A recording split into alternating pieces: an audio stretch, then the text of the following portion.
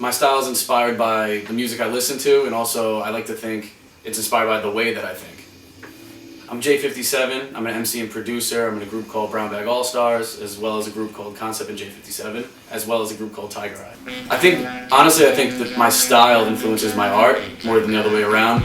I think it was opposite in the beginning phases of me making music. I was definitely influenced by the art. I was studying all my favorite producers and MCs, and I was trying to emulate what they do.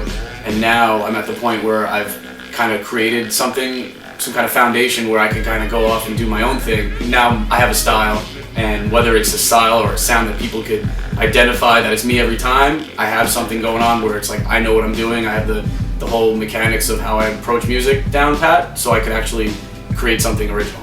I grew up on Long Island in like a real just diverse, culturally diverse school and stuff like that. And I moved in high school, but like where I grew up, it was like I was skateboarding outside with my friends, and we'd be listening to like Green Day because I was really young, and then somebody would come over and like start playing like Biggie, you know what I mean? And we'd skateboard listening to all this kinds of stuff. So I was very influenced by the hip hop culture and the actual fashion sense of it, the actual aspect of fashion early on, since I was before I was even 11 or something like that, So I worked at Fat Beats Records in New York for 6 years before it closed. I started as an intern in 2004, September 2004, and I worked my way up to getting hired, and that was about May 2005.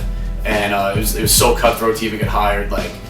My entire time working there or interning and working there, that entire stretch of time, only a handful of people, not even, got hired, because it was I was there early and left late, and I kicked ass the entire time. I'd be thirsty in the summer and I'd want water, and I wouldn't even be like, hey, can I go grab a bottle of water, from downstairs at Bagel Buffet, which is gone as well.